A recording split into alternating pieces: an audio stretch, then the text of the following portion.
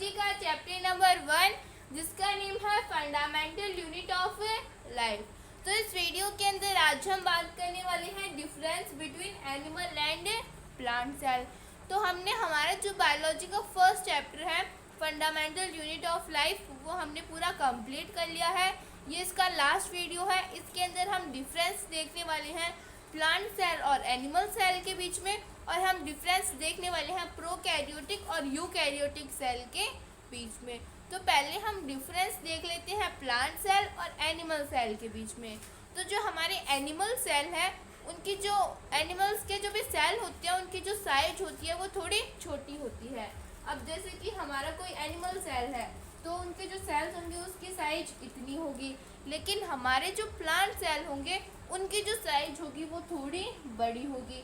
तो इस तरह से जो प्लांट सेल होते हैं उनकी जो साइज होती है वो थोड़ी बड़ी होती है। एनिमल सेल जो होते हैं उनकी जो साइज होती है वो छोटी होती है।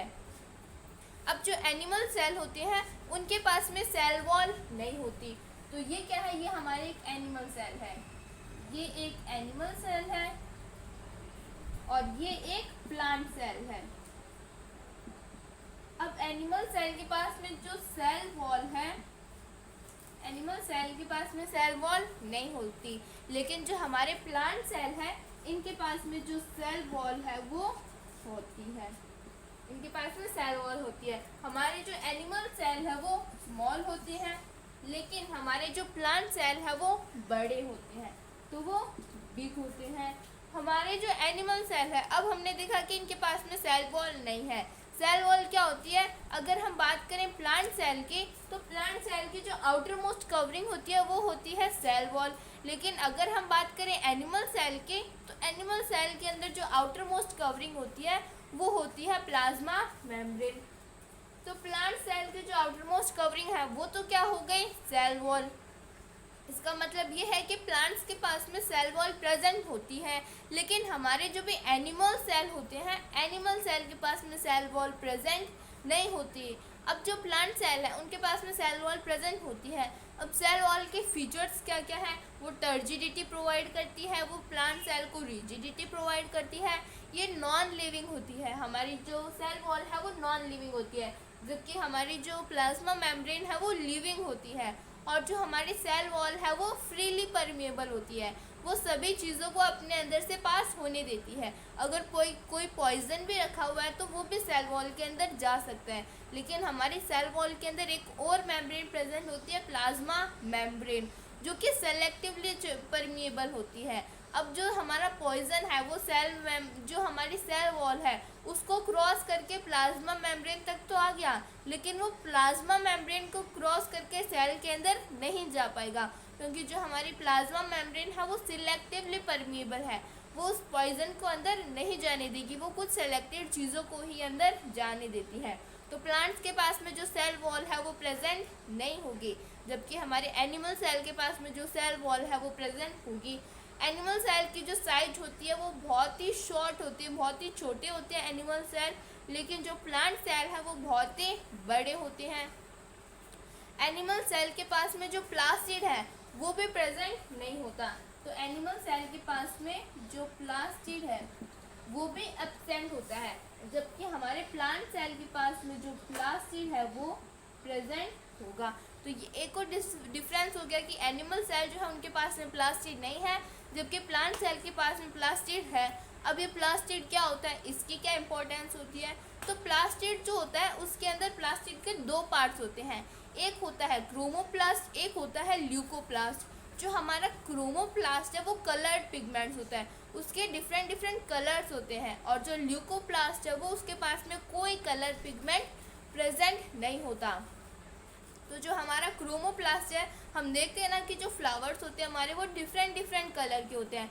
तो फ्लावर्स डिफरेंट कलर के क्यों होते हैं, क्योंकि फ्लावर्स के पास में प्लास्टिड है, और प्लास्टिड के अंदर भी स्पेशली जो प्लास्टिड है वो प्रेजेंट होता है फ्लावर्स के पास में, जिसके कारण जो फ्लावर्स है वो ग्रीन होता है, कोई ऑरेंज होता है, कोई येलो होता है, तो डिफरेंट कलर के होते हैं। अगर कोई जो फ्लावर है वो ग्रीन कलर का है तो ग्रीन कलर का क्यों है, क्योंकि हमारा जो क्रोमोप्लास्ट है उसके अंदर एक पिगमेंट और होता है, जिसको हम बोलते हैं क्लोरोफिल।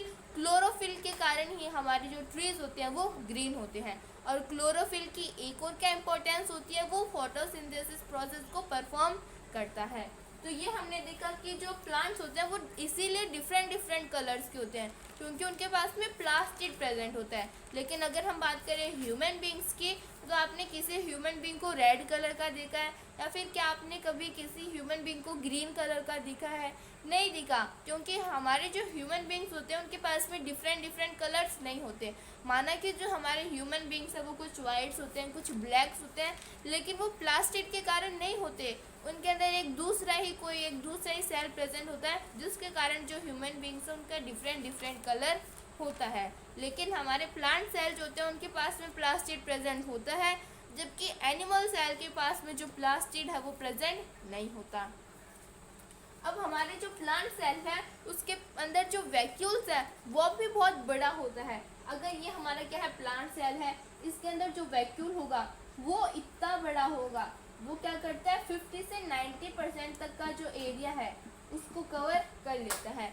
जबकि अगर हम बात करें हमारे एनिमल सेल के अंदर, तो एनिमल सेल के अंदर जो वैक्यूल्स होते हैं वो बहुत सारे होते हैं। जैसे ये एनिमल सेल है तो इसके अंदर वैक्यूल जो होंगे वो बहुत सारे होंगे, लेकिन बहुत ही छोटे छोटे होंगे। अगर ज़रूरत होगी तो जो हमारे वैक्यूल्स है वो आ जाएंगे, अगर ज़रूरत नहीं होगी तो जो वैक्यूल्स है वो चले जाएंगे। तो एनिमल सेल के अंदर जो वैक्यूल्स होते हैं वो टेम्परेरी होते हैं, अगर ज़रूरत हो गई तो आ गए वरना चले गए। तो एनिमल सेल के अंदर जो वैक्यूल्स होते हैं वो एक तो छोटे होते हैं और बहुत सारे होते हैं। लेकिन अगर हम बात करें प्लांट सेल की, तो प्लांट सेल के अंदर जो वैक्यूल है वो कुछ ही होते हैं, ऐसा नहीं है कि बहुत सारे हो गए, थोड़े कम वैक्यूल्स होते हैं और उनकी जो साइज होती है वो बहुत ही बड़ी होती है। अब वैक्यूल की साइज जो है वो इतनी बड़ी क्यों है? क्योंकि प्लांट सेल के अंदर होता है क्या है, बहुत सारे वैक्यूल्स होते हैं और जो वैक्यूल्स है वो फ्यूज हो जाते हैं, आपस में जुड़ जाते हैं और एक बड़े वैक्यूल बना देते हैं। तो एनिमल सेल के अंदर जो वैक्यूल है वो क्या होगा, स्मॉल होगा, लेकिन प्लांट सेल के अंदर जो वैक्यूल है वो बिग होगा। अब ये 3-4 मेजर डिफरेंसेस है प्लांट्स और एनिमल सेल के अंदर। अब जो एनिमल सेल है उसके अंदर जो न्यूक्लियस है वो सेंटर के अंदर होगा। एनिमल सेल के अंदर जो न्यूक्लियस है वो कहाँ पे होगा, सेंटर में होगा। लेकिन अगर हम बात करें प्लांट सेल की, तो उसके अंदर जो न्यूक्लियस है वो साइड में होगा। तो इसके अंदर जो न्यूक्लियस है वो साइड में होगा। तो ये डिफरेंस होते हैं प्लांट सेल के अंदर और एनिमल सेल के अंदर। डिफरेंस क्या होते हैं कि उनके अंदर जो न्यूक्लियस है, एनिमल सेल के अंदर जो न्यूक्लियस है वो बीच में होगा, क्योंकि इसके अंदर ज़्यादा बड़ा वैक्यूल नहीं है। अगर वैक्यूल होता तो क्या करता, वो न्यूक्लियस को धक्का दे देता, लेकिन यहाँ पे इतना बड़ा जो वैक्यूल है वो प्रेजेंट नहीं है। तो सेंटर के अंदर क्या होता है, हमारा जो न्यूक्लियस है वो प्रेजेंट होता है बड़ा सारा। लेकिन प्लांट सेल के अंदर क्या होता है, जो वैक्यूल है वो बहुत बड़ा होता है, जिसके कारण वो क्या करता है, न्यूक्लियस को धक्का दे देता है और जो न्यूक्लियस है वो यहाँ पे साइड में आ जाता है।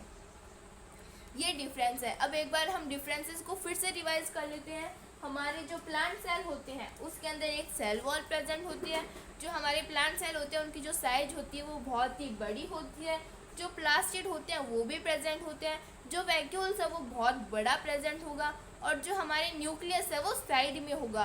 और एनिमल सेल के अंदर क्या होता है, जो सेल वॉल है वो प्रेजेंट नहीं होती, प्लास्टिड जो है वो प्रेजेंट नहीं होता। जो वैक्यूल होता है उसकी जो साइज होती है वो बहुत ही छोटी होती है।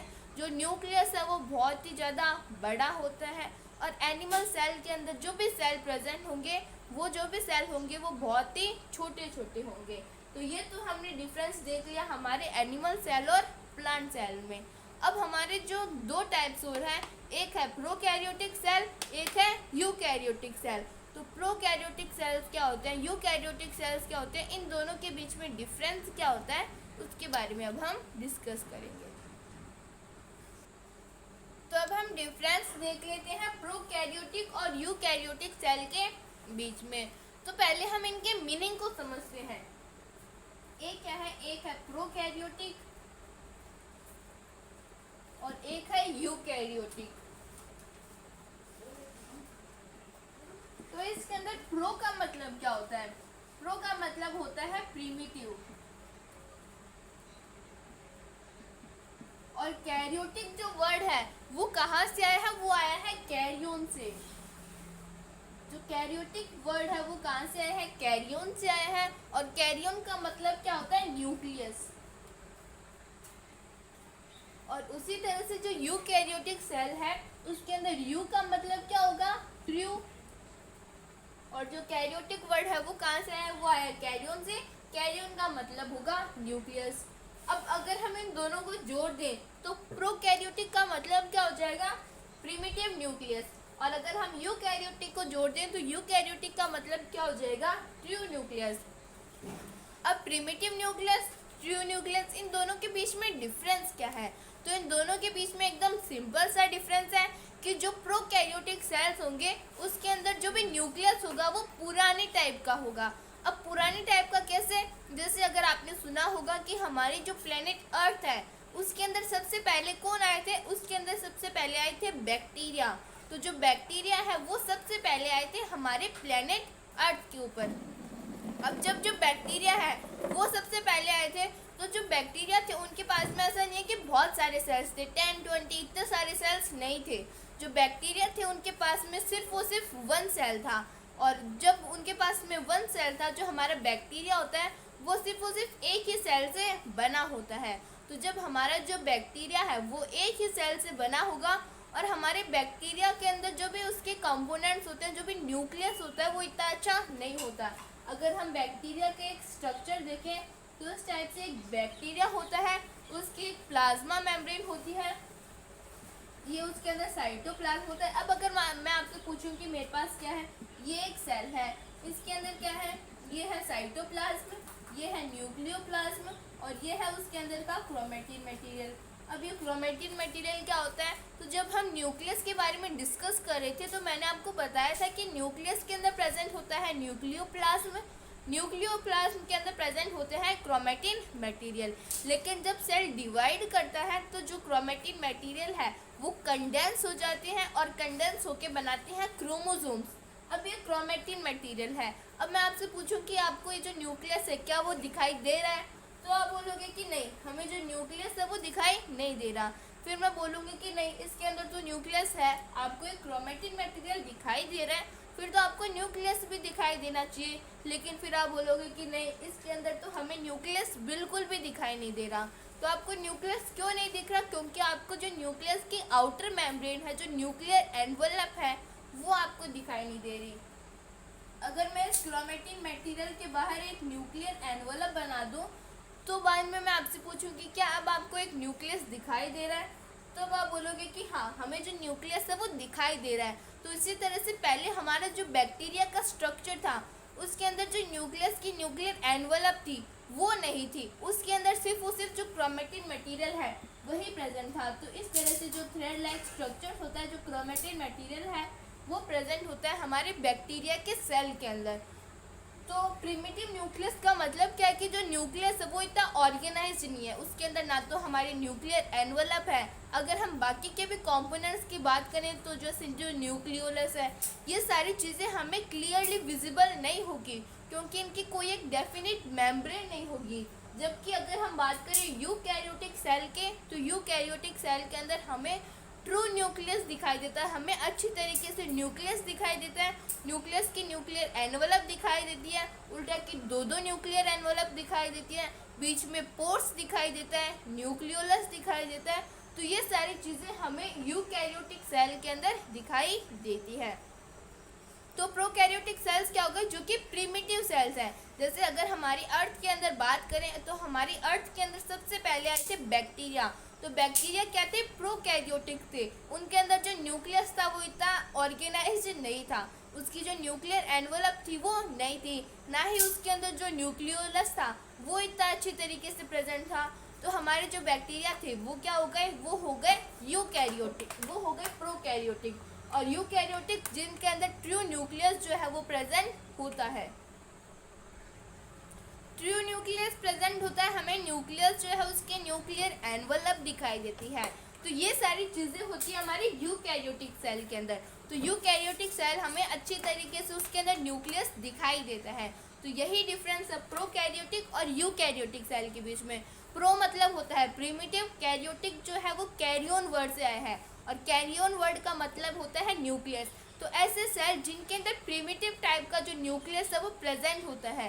प्रिमिटिव टाइप का न्यूक्लियस किस सेंस में, ना तो उसके अंदर हमारी न्यूक्लियर एनवलप प्रेजेंट होगी, ना ही उसके अंदर न्यूक्लियोलस प्रेजेंट होगा। तो उसके अंदर हमें कुछ भी सही तरीके से दिखाई नहीं देगा, हमें पता नहीं चलेगा कि कहाँ पे न्यूक्लियोलस है, कहाँ पे न्यूक्लियस है, हमें सिर्फ उसे क्रोमेटिन मटेरियल ही दिखाई देगा। जबकि यूकैरियोटिक सेल के अंदर हम चीज़ों को सेपरेट कर पाते हैं, हमें दिखाई देता है कि ये हमारा सेल है, इसके अंदर ये प्लाज्मा मेम्ब्रेन है, ये साइटोप्लाज्म है, ये बीच में न्यूक्लियस है, न्यूक्लियस की हमें न्यूक्लियर एनवलप भी दिखाई देगी, क्रोमेटिन मटेरियल भी दिखाई देगा, न्यूक्लियोलस भी दिखाई देगा। तो ये सारी चीज़ें हमें यूकैरियोटिक सेल के अंदर दिखाई देती है। तो इसी के साथ हमारा जो क्लास 9th बायोलॉजी का chapter number 1 fundamental unit of life ये पूरी तरह कंप्लीट होता है। तो हमने हमारा बायोलॉजी का फर्स्ट चैप्टर कंप्लीट कर लिया है। इसके नेक्स्ट वीडियो से हम हमारे नेक्स्ट चैप्टर को स्टार्ट करने वाले हैं। If anybody have any type of doubt, any type of query, then please ask me in the comments. Thank you so much.